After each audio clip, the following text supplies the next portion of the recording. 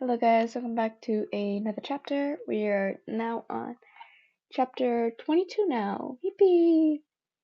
And then I'll see if I can have that blooper video that I think I talked about. If I didn't, then I'm making a blooper video. Just because, something I was randomly putting together when I was bored in class. But yeah, I will be doing that. So hopefully I'll have that out and posted with chapter 25. Because that is sadly halfway through. I do not want this to be over. It is such a good fic. But yeah.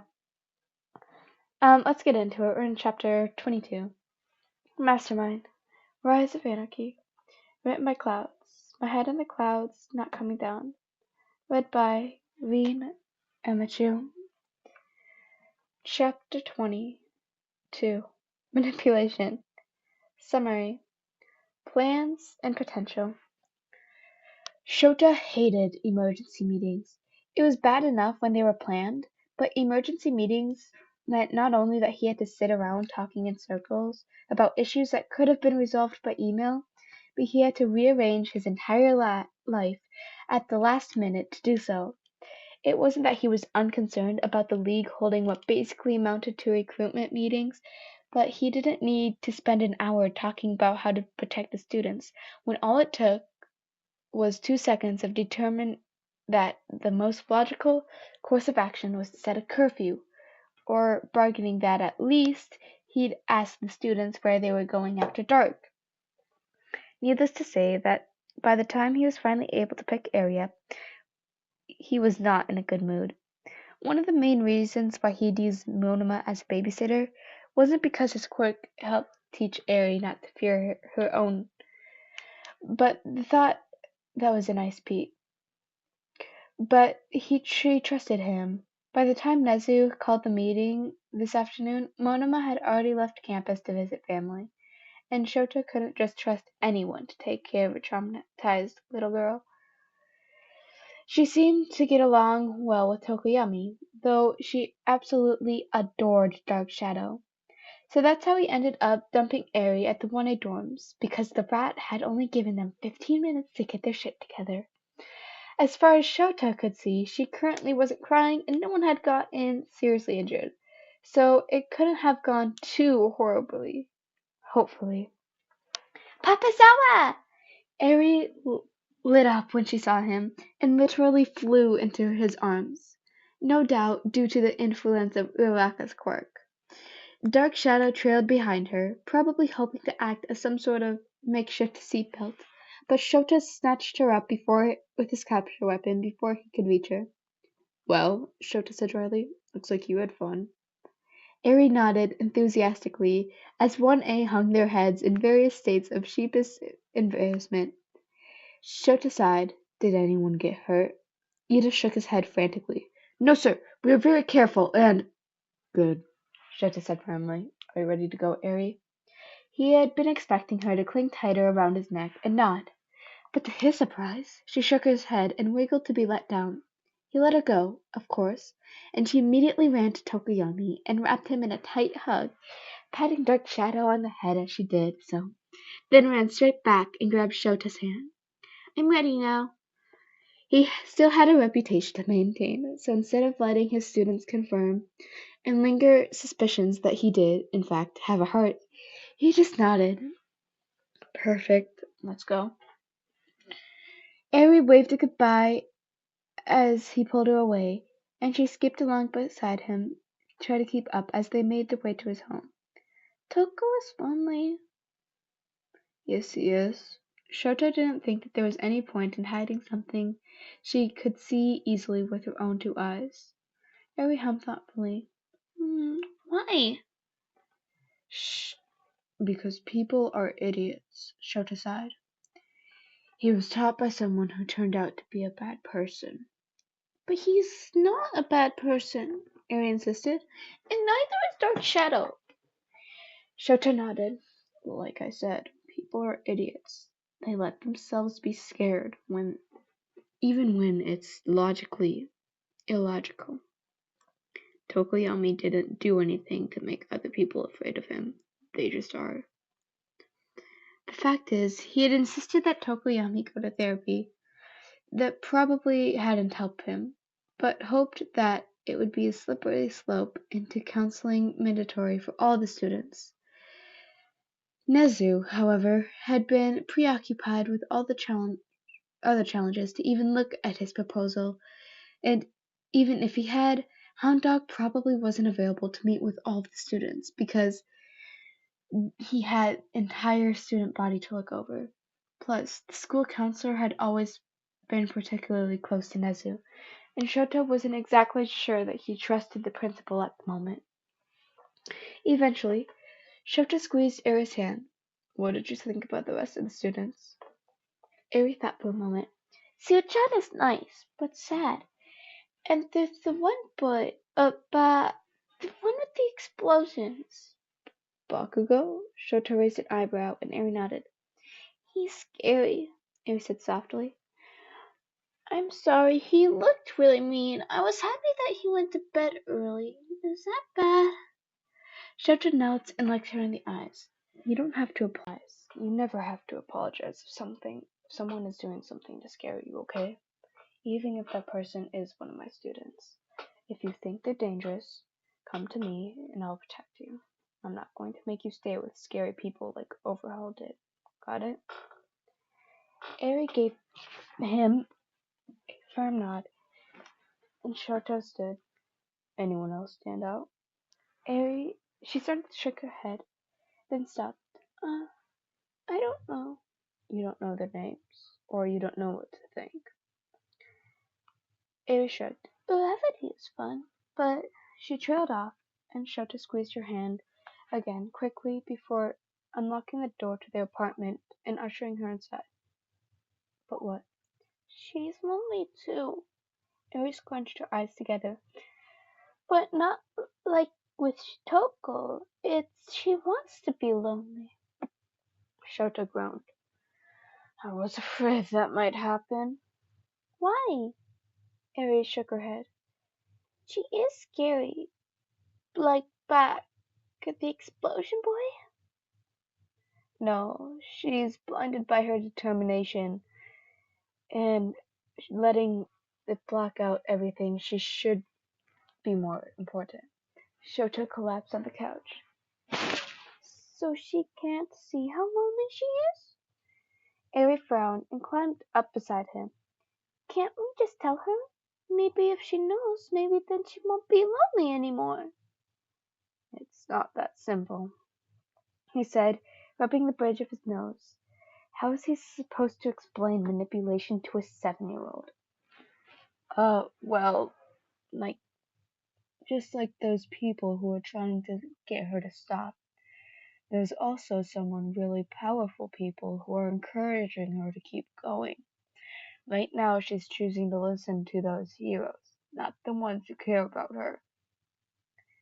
Oh. Eri suddenly looked very sad. Like how Overhaul wanted me to believe that my clerk was dirty and evil, so I'd hate it and stay with him? Shota felt like all the air had been knocked out of him. Apparently, he hadn't need to worry about explaining manipulation because Eri was already far too familiar with it. He held her closer. Yeah, kinda like that. Uraka has a lot of potential to do really big things, and there's someone who wants to make sure she does them, even that means she gets hurt in the process.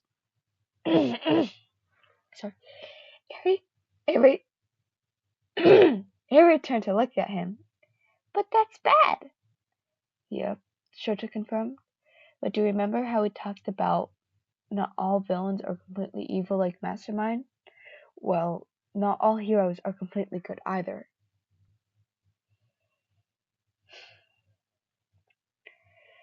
Thanks for letting me go back, Pixie Bob laughed. I know it's a super old case, and I didn't want you to have to dig for it. Don't worry about it, San said tripped. These archie rooms are such a mess. You probably might have found the case faster than I could have anyways. It saved me the effort. Good night, Pixie Bob. Will do. She gave him a perky wave and made her way out of the station, stopping chat casually a few times with some of the other officers, just to make sure she maintained the illusion of nonchalant. Ragdoll was waiting in the car, considerably more tense than as Pixie Bob slid into the passenger seat and put on a seatbelt. So, did you get them? The officers didn't go into the back with you or anything, did they? Don't get your fur in a twist. Our plan worked perfectly. Pixie Bob rolled her eyes. They didn't even check what case files I was looking at, and even if they had, I could have just said I was having difficulty finding what I came for. So, Ragdoll prompted, had the overhaul case been archived yet? Pixie Bob smirked. Yep, and after Mastermind's arrest, it was gathering dust like we thought. Ragdoll nodded. So, you got the samples? Not quite. If any of the actual serum was recovered, it might have been locked away in evidence locker somewhere. But Pixie Bob pulled out her phone, swiping the picture she'd taken. I got the formula.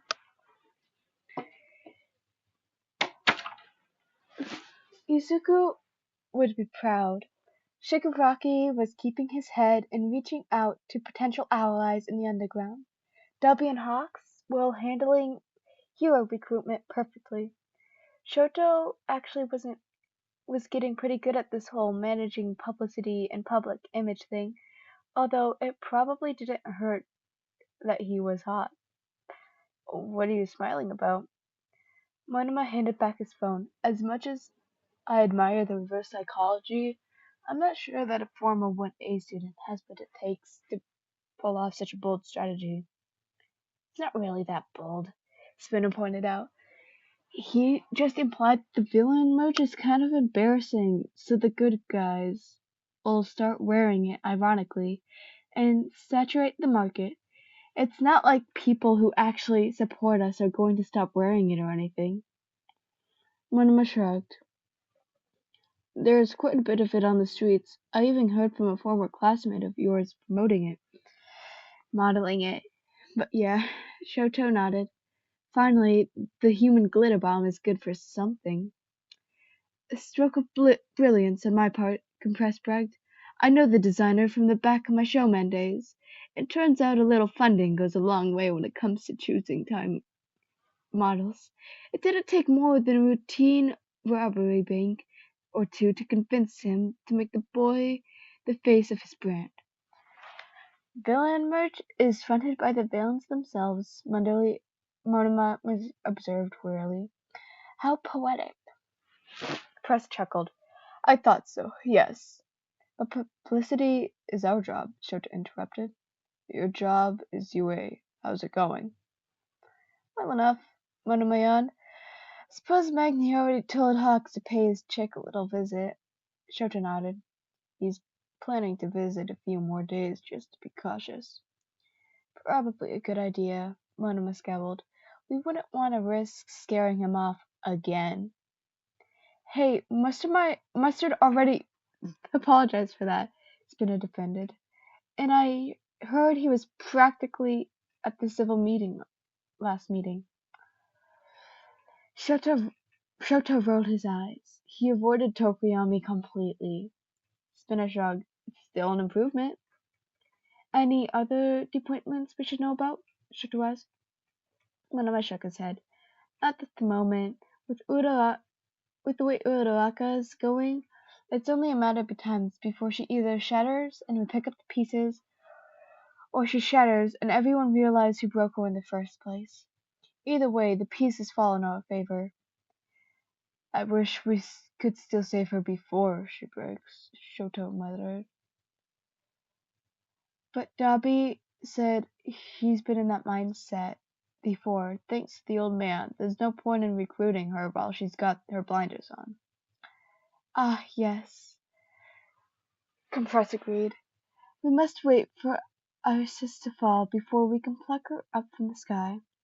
But she'll fall, Shoto said. We all do that. Ochako rewrapped her hands and squared up to the punching bag again. Her wrists were starting to ache. It was a good pain. It meant she was pushing herself to the limits and getting stronger. Plus, it distracted her from everything.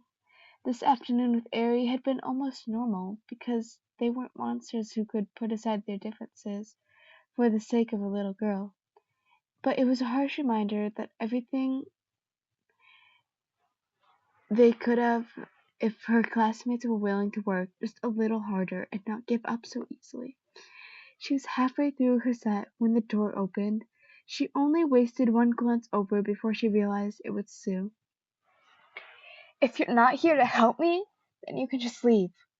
Sue didn't say anything, and Ochako resumed her set, ignoring the ache in her chest when she heard the door snap shut. So what if no one was on her side? That meant to be a hero, right? It was a lonely noble endeavor, but that didn't make the lives she saved any less worth it.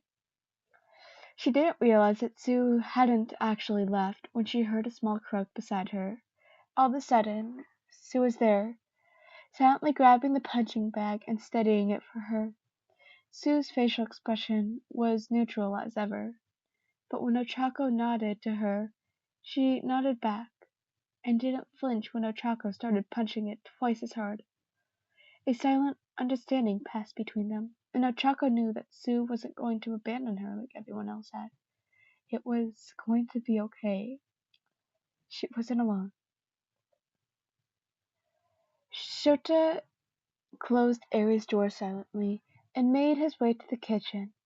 They had a long talk about everything else, but she had been nodding off and was now sleeping soundly, at least until the next nightmare hit. She was lucky. His students didn't have parents around to talk to when things got this way, and maybe if it was part of the reason why they were all struggling so much. But Shota was fairly certain that they'd be struggling regardless. Teenagers didn't just live through history like this and come out with scars. Still, his conversation with Aerie had cemented his opinion that the kids needed therapy. But even if Hound Dog had the time and Nezu would approve it, Shota wasn't about to send these kids to someone who was comfortable under the rat's thumb. He needed someone who had a healthy dose of disrespect for authority, but was smart enough to make it work in their favor. And he needed a way to spin it in such a way that Nezu wouldn't question it. Shota exhaled slowly and rubbed his eyes. He had someone in mind, and she had the necessities, credentials, and experience that Nezu wouldn't push the issue, especially if he framed it as private lessons and information gathering. Plus, even if she wasn't technically a record as a UA employee, she'd taken a sabbatical and hadn't been living in the rat's shadows since before Mastermind rose to power. The only question was if she'd go for it. He dialed a number and took a breath as he waited for her to pick up. "Hey Cece, this is Aizawa. I need a favor." Okay, that was the chapter. I know, sorry, there was like my voice in the beginning, I think it was. No, I can't be sick, as I hit pause to cough. But yeah, there are some notes. CC is an OC from Morley Gray is my favorite color on TikTok. I put her on sabbatical for the purpose of my plot, but you can go ahead and check out Morley Gray's amazing content about her. So, I guess I can also put the @ in the description of this video. I don't have the TikTok link because I can't access TikTok. I have some restrictions on Chromebook. Also, I did want to say that when we wish we could save her before she breaks, it says Showtime muttered, but I think it's supposed to be Shoto, but I mispronounced that. See you guys in the next episode. Bye bye.